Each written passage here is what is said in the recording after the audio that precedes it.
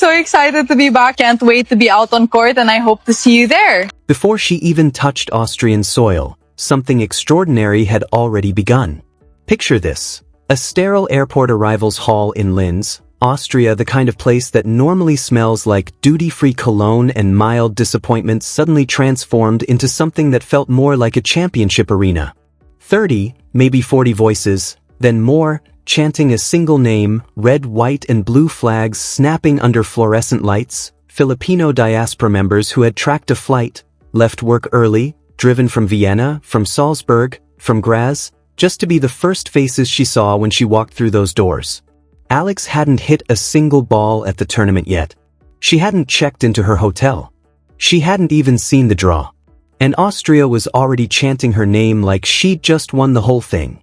That moment, that one piece of airport footage that spread across the internet in hours, tells you everything you need to know about where Alex's story stands right now and why the tennis world genuinely doesn't know how to handle her. Let's rewind just a little, because context matters here. 3 weeks before that airport scene, Alex walked off the court in Miami having lost 6-love, 6-2 to Karolina Muchova. Brutal scoreline. The kind of result that sends most players into a quiet spiral of self-doubt and Instagram detox. But here's what almost nobody talked about in the immediate aftermath: she played that entire match through a minor muscle tear. Her coaching team confirmed it only after the match was over. No dramatic announcement mid-tournament. No withdrawal, no long post-match interview about how hard things had been.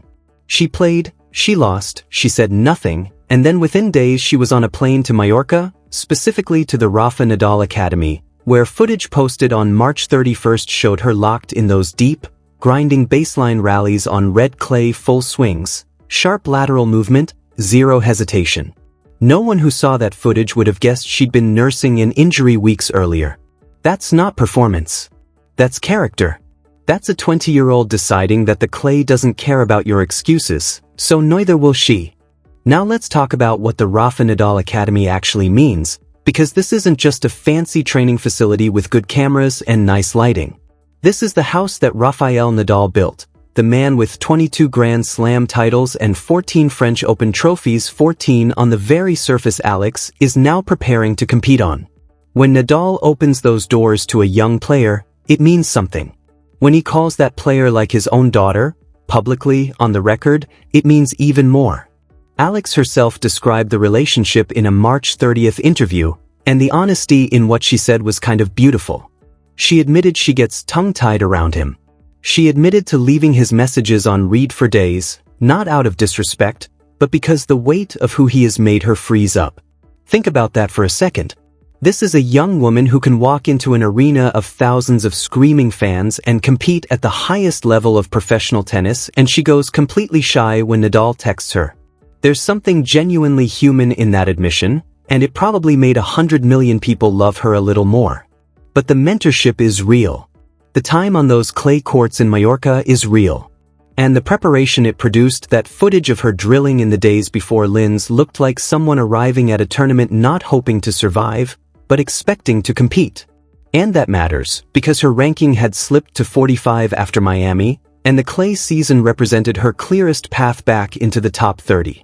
The math was simple: go deep at Linz, pick up serious points, re-enter that top 30 conversation before Stuttgart and Madrid even begin. Simple on paper. Much harder when you're 20 years old, coming off a heavy loss, playing your first Linz Open as a seeded player in a WTA 500 draw that includes the defending champion Ekaterina Alexandrova. So when that airport footage dropped, it reframed everything. Because suddenly the question wasn't just about tennis. It wasn't just about whether Alex could navigate a competitive clay draw while the ranking pressure built. The question became, what exactly is happening around this young woman? And why does every single tournament she enters seem completely unprepared for the wave that comes with her?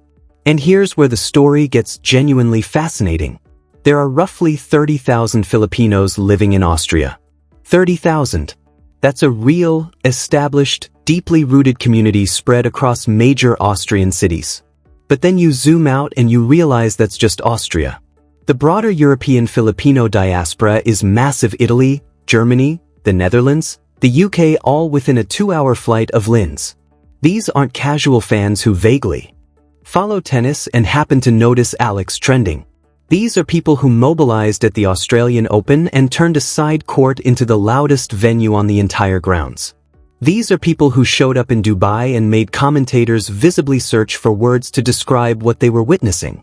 These are people who descended on Indian Wells and Miami with flags and chants and an energy that tournament staff genuinely scrambled to manage. The pattern is not subtle at this point. Australian Open overwhelming. Dubai overwhelming.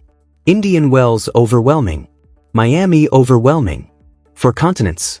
5 tournaments. The same army showing up every single time. And yet somehow, allegedly, the Linz Open arrived at this tournament with infrastructure and ticketing policies that were completely unequipped for what was coming. One prominent tennis analyst said it plainly: 30,000 Filipinos live in Austria alone, and millions more are within a short flight. The accusation being leveled at the tournament isn't that they did something wrong on purpose. It's worse than that. It's that they simply didn't pay attention to what has been happening at every single tournament this season. Limited seat allocations, restricted general admission, a failure to scale the experience to meet a crowd that wasn't hypothetical, it was documented, proven, and visible. At what point does being caught off guard stop being forgivable and start being a choice? Because here's the thing about the Filipino army, and that's genuinely what people call them now. Not as a metaphor but as a description, they are not a flash mob. They are not a one-city phenomenon. They are not a social media trend that disappears after a week. They are millions of overseas Filipinos distributed across the globe who have found in Alex something that sports can sometimes provide but rarely does at this level: genuine, aching, personal representation. The Philippines doesn't have a long history of producing Grand Slam contenders. Tennis at the elite level has historically been a sport shaped by European and American economics, European and American broadcast deals, European and American crowds. The sport's entire commercial architecture was built around audiences in London and Paris and New York and Melbourne. Alex is sitting at 45 in the world and generating attendance energy and social media reach that rivals top 5 seeds at premier events. Sponsors who gave zero thought to Southeast Asian markets 18 months ago are now watching airport footage from Linz on their phones and having very different conversations with their marketing teams. That is not small.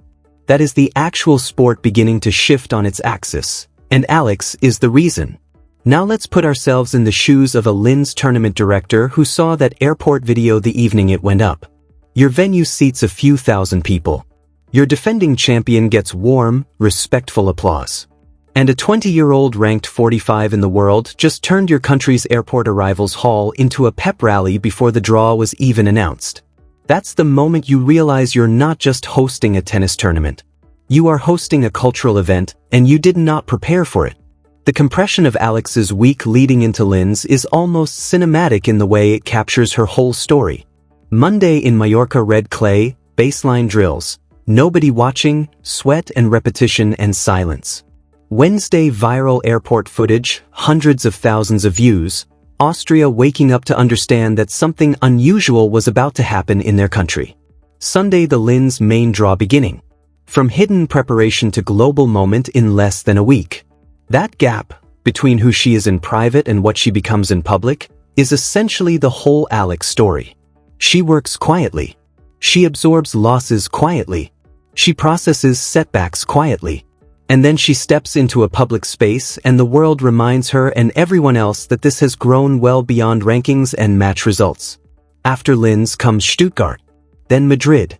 2 enormous events where the Filipino diaspora isn't just present, it's embedded. 450,000 Filipinos live in Germany. Over 200,000 in Spain. If what the data and every prior tournament suggests actually happens in Linz, Stuttgart and Madrid won't get to call it unexpected. The army isn't coming to those cities. The army is already there, already watching the draw, already checking flight prices, already planning.